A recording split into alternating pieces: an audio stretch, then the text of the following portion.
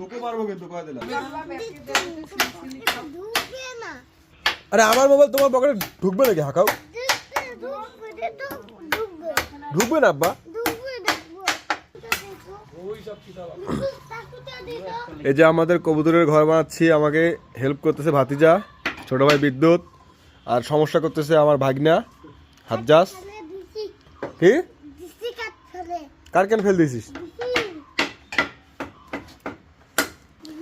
ছোটখাটো একটা বাড়িঘর হয়ে যায় এইসব কাঠ দিয়া, কিন্তু আমরা এগুলা দিয়া শখের কবুতরের ঘর বানাচ্ছি।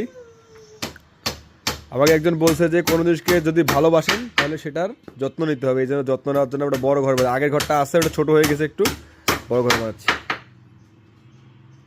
আব্বু তুই ডিস্টার্ব করিও না।